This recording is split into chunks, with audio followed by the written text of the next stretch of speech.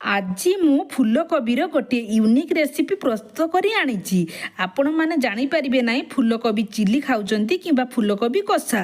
ଦେଖନ୍ତୁ ମୁଁ କେମିତି କରୁଛି। ନମସ୍କାର ସାଙ୍ଗମାନେ, ମୁଁ ଜ୍ୟୋତି ହୋମ୍ କିଚେନ୍ ଆପଣମାନଙ୍କୁ ଗୋଟିଏ ସୁନ୍ଦର ରେସିପି ପାଇଁ ସ୍ୱାଗତ ଜଣାଉଛି। ଆଜି ମୁଁ ଗୋଟିଏ ସୁନ୍ଦର ରେସିପି ପ୍ରସ୍ତୁତ କରି ଆଣିଛି। ଆପଣମାନେ ଫୁଲକୋବି ଚିଲି ଖାଉଛନ୍ତି କିମ୍ବା ଫୁଲକୋବି କଷା ଖାଉଛନ୍ତି ଜାଣିପାରିବେ ନାହିଁ। ଗୋଟିଏ ତରକାରୀରେ ଦୁଇଟି ସ୍ୱାଦ ପାଇବେ। ରେସିପି ପ୍ରଥମରୁ ଶେଷ ପର୍ଯ୍ୟନ୍ତ ଦେଖନ୍ତୁ ମୁଁ କେମିତି ତିଆରି କରୁଛି। ଭିଡ଼ିଓକୁ ଯଦି ଆପଣମାନେ ପ୍ରଥମରୁ ଶେଷ ପର୍ଯ୍ୟନ୍ତ ନ ଦେଖିବେ ଆପଣମାନେ କେମିତି ତିଆରି ହେଉଛି ଜାଣିପାରିବେ ନାହିଁ।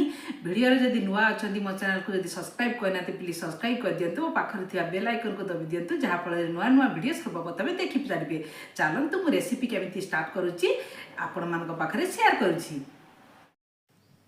ପ୍ରଥମେ ମୁଁ କିଛି ଫୁଲକୋବିକୁ ଏମିତି ଛୋଟ ଛୋଟ ସାଇଜ୍ରେ କାଟି ରଖିଛି। ଦେଖନ୍ତୁ ମୁଁ ଯେଉଁପରି ଭାବରେ କାଟିଛି ଆପଣମାନେ ସେହିପରି ଭାବରେ କାଟି ନେବେ।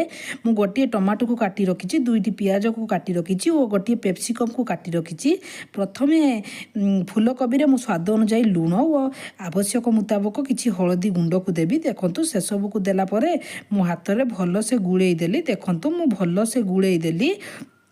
ଏବେ ସେଥିରେ ମୁଁ 1.5 ଚାମଚ କର୍ଣ୍ଣଫ୍ଲାୱାରକୁ ଦେବି। ଦେଖନ୍ତୁ 1.5 ଚାମଚ କର୍ଣ୍ଣଫ୍ଲାୱାର ନେଇଛି। ଆପଣ ଚାହିଁଲେ ଚାଉଳ ଚୁନା କିମ୍ବା ବେସନ ମଧ୍ୟ ନେଇପାରିବେ।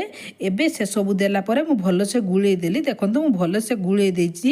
ଏହାକୁ ଅଳ୍ପ ତେଲରେ କରିବା, ବେଶୀ ତେଲ ଦେବା ନାହିଁ, ଛାଣିବା ନାହିଁ, ଏହାକୁ ହାଲକା ଭାଜି ନେବା। ସେଥିପାଇଁ ମୁଁ ଅଳ୍ପ କିଛି ସୋରିଷ ତେଲକୁ ଦେଲି। ତେଲ ଦେଲା ପରେ ତେଲ ଗରମ ହେଲା ପରେ ଗୁଳେଇ ରଖିଥିବା ଫୁଲକୋବିକି ଦେଲି। ଫୁଲକୋବି ଦେଲା ପରେ ଭଲସେ ଗୁଳେଇ ଦେଲି। ଦେଖନ୍ତୁ ମୁଁ ଭଲସେ ଗୁଳେଇ ଦେଇଛି। ଏବେ କଭର କରି 3ରୁ 4 ମିନିଟ୍ ସିଝିବା ପାଇଁ ଛାଡ଼ିଥିଲି। ଦେଖନ୍ତୁ 3 ମିନିଟ୍ ପରେ ଆପଣମାନଙ୍କୁ ଦେଖିଦେଉଛି। ମୁଁ 3 ମିନିଟ୍ ପରେ କଭର ଖୋଲି ତାହାକୁ ଭଲସେ ଗୁଳେଇ ଦେଲି। ତାର ପୁଣି ମୁଁ 2 ମିନିଟ୍ କଭର କରିନେଲି। ଏବେ ଟୋଟାଲ 5 ମିନିଟ୍ ମୁଁ କଭର କରିଥିଲି। ଏବେ ମୁଁ ଭଲସେ ଦେଖନ୍ତୁ ଫୁଲକୋବି ସିଝି ସାରିଛି। କଭର ଖୋଲି ଦେଖିଦେଉଛି। ଏବେ ଏହାକୁ କାଢ଼ି ରଖିବା। ଦେଖନ୍ତୁ ଫୁଲକୋବି ଏବେ ଭଲସେ ସିଝି ସାରିଛି। ଅଳ୍ପ ତେଲରେ ମୁଁ ଭାଜି ନେଇଛି। ଏବେ କାଢ଼ି ରଖିବା। ଏବେ ମୁଁ କାଢ଼ି ରଖିଲି। ଏବେ ସେଥିରେ କିଛି ତେଲକୁ ଦେଲି। ଦେଖନ୍ତୁ ମୁଁ ସୋରିଷ ତେଲରେ କରୁଛି, ଆପଣମାନେ ଅନ୍ୟ ଖାଇବା ତେଲ ମଧ୍ୟ ନେଇପାରନ୍ତି। ଏବେ ତେଲ ଗରମ ହେଲା ପରେ ମୁଁ ସେଥିରେ ଗୋଟା ଜିରା 1 ଚାମଚ ଓ 2ଟି କଞ୍ଚା ଲଙ୍କାକୁ 2 ଫାଳ କରି ନେଇଛି, ସେସବୁକୁ ଦେଲି।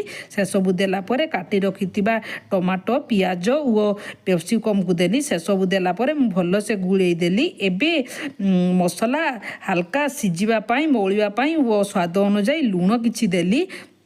ଲୁଣ ଦେଲା ପରେ ମୁଁ ଭଲସେ ଗୁଳେଇ ଦେଲି। ଆଶା କରୁଛି ଆପଣମାନଙ୍କୁ ଏହି ରେସିପିଟି ଭଲ ଲାଗିବ। ଏହି ରେସିପି ଚିଲି ନୁହେଁ କି କଷା ନୁହେଁ, ଖାଇବା ପାଇଁ ବହୁତ ଟେଷ୍ଟି ଲାଗିବ। ଦେଖିବେ, ଥରେ ଘରେ ଟ୍ରାଏ କରିବେ, ମୋତେ କମେଣ୍ଟ ବକ୍ସରେ ଜଣାଇବେ। ଏବେ ମୁଁ 1 ଚାମଚରୁ ଅଳ୍ପ ଅଦା ରସୁଣ ପେଷ୍ଟ ଦେଲି। ସେସବୁକୁ ଦେଲା ପରେ ଭଲସେ ଗୁଳେଇ ଦେଲି। ଦେଖନ୍ତୁ ମୁଁ ଭଲସେ ଗୁଳେଇ ଦେଲି। ଏବେ ଗୁଳେଇ ସାରିଲା ପରେ ମୁଁ କଭର କରି ହାଲକା କ୍ୟାପ୍ସିକମ୍ ସିଝିବା ପାଇଁ 1 ମିନିଟ୍ ଛାଡ଼ିଥିଲି। ଦେଖନ୍ତୁ କ୍ୟାପ୍ସିକମ୍ ସିଝିବା ପାଇଁ 1 ମିନିଟ୍ ଛାଡ଼ିଥିଲି। 1 ମିନିଟ୍ ପରେ ମୁଁ କଭର ଖୋଲି ଦେଖିଦେଉଛି। ଏବେ କ୍ୟାପ୍ସିକମ୍ ସିଝି ସାରିଛି। ଦେଖନ୍ତୁ ଏବେ ସେଥିରେ ଆମେ ଗୁଣ୍ଡ ମସଲାକୁ ଦେବା। ଆଶା କରୁଛି ଆପଣମାନଙ୍କୁ ଏହି ରେସିପିଟି ଭଲ ଲାଗିବ। ମୁଁ ସେଥିରେ 1 ଚାମଚ ଚିକେନ ମସଲା, 1 ଚାମଚ ଗରମ ମସଲା ଓ ସେସବୁ ଦେଲା ପରେ ମୁଁ ଭଲସେ ଗୁଳେଇ ଦେଲି। ଦେଖନ୍ତୁ ଭଲସେ ଗୁଳେଇ ଦେଲି। ଏବେ ସେଥିରେ ଆଗରୁ ଭାଜି ରଖିଥିବା ଫୁଲକୋବିକି ଦେଲି। ଦେଖନ୍ତୁ ମୁଁ ଆଗରୁ ଭାଜି ରଖିଥିବା ଫୁଲକୋବିକି ସେଥିରେ ଦେଲି। ସେଥିରେ ଦେଲା ପରେ ମୁଁ ଭଲସେ ଗୁଳେଇ ଦେଲି। ଦେଖନ୍ତୁ ଫୁଲକୋବି ଦେଲା ପରେ ଭଲସେ ଗୁଳେଇ ଦେଲି। ଏବେ ମୁଁ ଅଳ୍ପ କିଛି ପାଣିକୁ ଦେଲି। ମୁଁ 1/2 କପ୍ ପାଣିକୁ ଦେଲି। ପାଣି ଦେଲେ ମସଲା ଓ ଫୁଲକୋବି ଭଲସେ ମିଶିଯିବ, ସେଥିପାଇଁ ମୁଁ ପାଣି ଦେଲି। ମୁଁ 1 ଚାମଚ ଟମାଟୋ ସସ୍ ଓ 1 ଚାମଚ ରେଡ୍ ଚିଲି ସସ୍ ନେଇଛି। ଆପଣମାନେ ଅପସନାଲ୍ ଅଛି, ଆପଣମାନେ ଯଦି ଚାହିଁବେ ସ୍କିପ୍ ମଧ୍ୟ କରିପାରିବେ। ଏବେ ମୁଁ 1 ଚାମଚ ଜିରା ଗୁଣ୍ଡକୁ ଦେଲି। ସେସବୁ ଦେଲା ପରେ ମୁଁ ଭଲସେ ଗୁଳେଇ ଦେଲି। ଆଶା କରୁଛି ଆପଣମାନଙ୍କୁ ଏହି ରେସିପିଟି ଭଲ ଲାଗିବ। ଥରେ ଏହି ୟୁନିକ୍ ରେସିପି ଘରେ ଟ୍ରାଏ କରନ୍ତୁ। ଦେଖିବେ ଆପଣମାନଙ୍କୁ ଚିଲି ଖାଉଛନ୍ତି କି ନାହିଁ, କଷା ଖାଉଛନ୍ତି, ଆପଣମାନେ ଜମା ଜାଣିପାରିବେ ନାହିଁ।